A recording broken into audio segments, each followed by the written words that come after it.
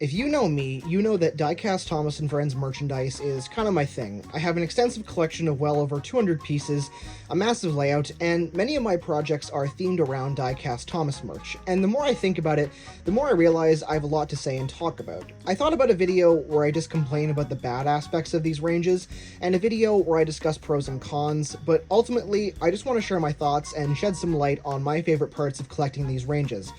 This isn't really going to be an essay formatted video, it's basically just going to be me talking for like 5 or 10 minutes about several different things. So, let's get into it. So as far as North America, which is where I'm from, is concerned, there were 5 major Diecast Thomas toy lines. Arguably 4, but we'll get into that. There's the first one, Ertl, which debuted alongside the show in Britain and later came over to this side of the pond with the show.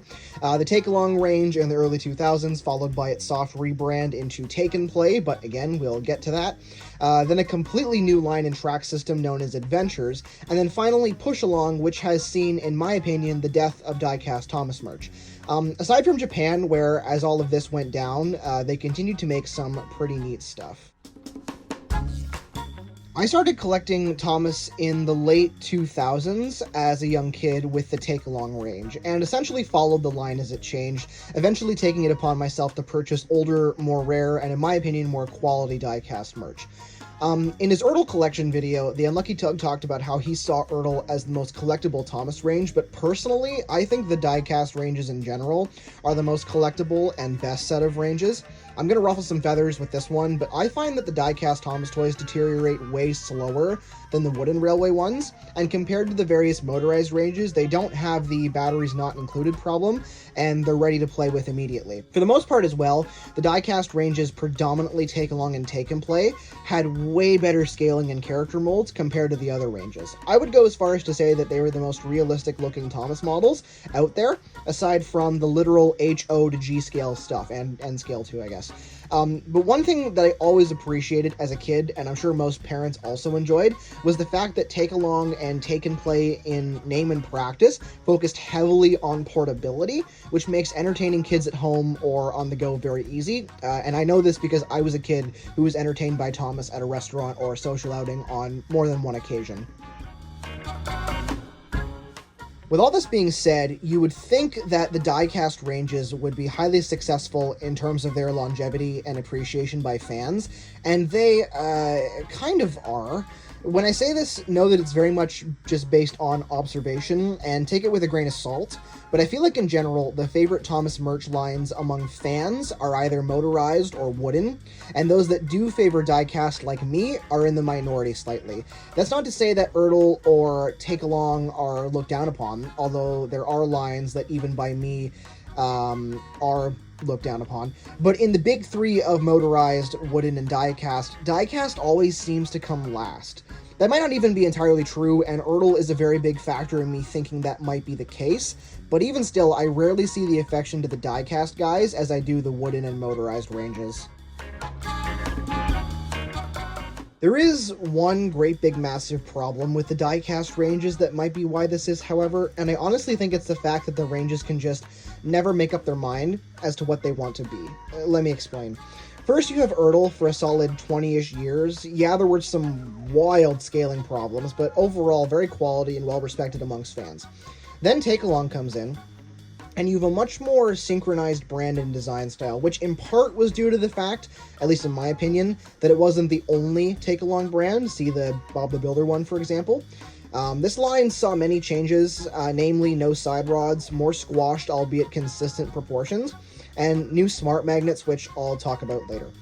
Then you have the soft reboot into Take and Play in 2010, 2011 or so, which is essentially the exact same toy line, but with a new track system and some different paint/magnet material, I think. But still, very much the same toy line. The engines in essence are exactly the same, no major deviations other than track. Then Mattel came. Mattel did this funny thing, where they tried to cut costs by screwing with the merch, and it ultimately cost them Thomas in the end. For the diecast ranges, it meant a slight bout of changes to Take and Play in 2013, new wheels and lighter engines.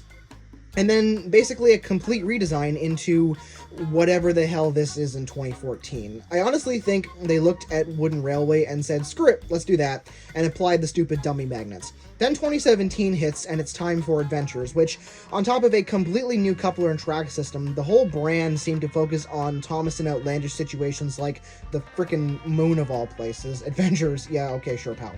And then to cap it all off, you have the worst of all this, 2019's final rebrand, and to get ready for this Trackmaster push-along. This is what broke me. This was the final straw. Now all the engines have Trackmaster couplers, run on Trackmaster track, and are insanely blocky and worse than the 2014 redesign. But you know what the worst part of all that is? The identity of Diecast Thomas is now just completely gone, and current packaging isn't even trying anymore. There is no separation between the other ranges and nothing to make Diecast Thomas stand out. Over the course of 6 years, Diecast Thomas had so many changes that it utterly lost its identity, and that's why I think it doesn't stick with fans even in the pre-All Engines Go era, like Motorized and Wouldn't have. Like, how do we live in an era where Minis is the most consistent Thomas toy line? Okay, I've done a lot of complaining, and I fully realize that those listed problems aren't exclusive to the Diecast Thomas ranges, so now I want to run through some random positives. Firstly, smart magnets. Holy cow, I love these magnets. They are so much better than the dummy ones because they stick from any direction. Just a chef's kiss. I think Adventures track is really good and honestly slightly more realistic than Take and Play. Like, look at the yard I'm able to build. I don't think this warranted that change, but it's still good. I also think the same thing applies to the Adventures couplers. Good, yes, but not worth the change, and those stupid adapters you had to buy. Erdl is such a good range, so many Railway Series characters to complete collections with, like, so good.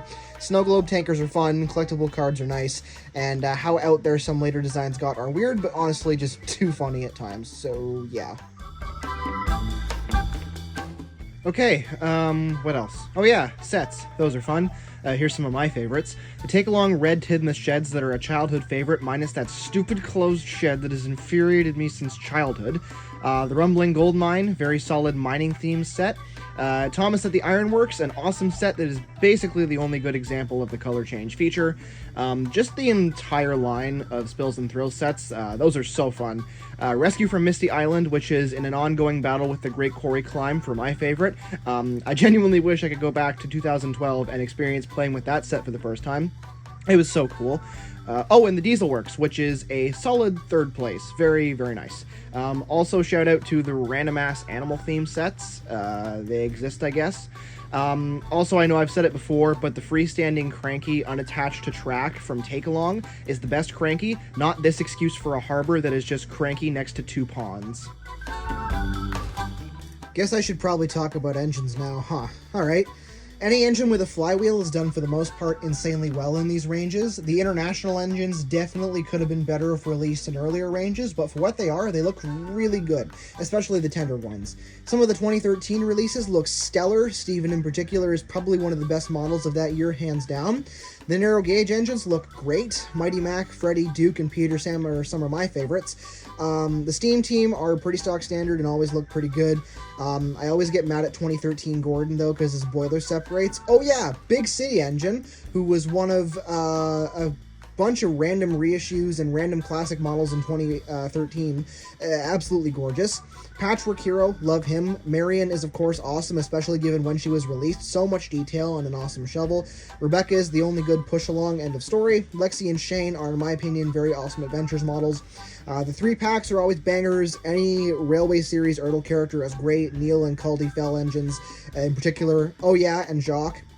Henrietta didn't need to wait till 2017. What the hell was that? Winston is kind of funny looking, not gonna lie. And the past Victors might be some of my all-time favorites. Also Yellow Rheneas.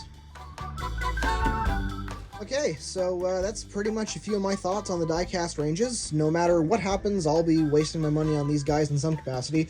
Leave some comments if you thought my takes were mid, and I'll see you guys in the next one. Bye!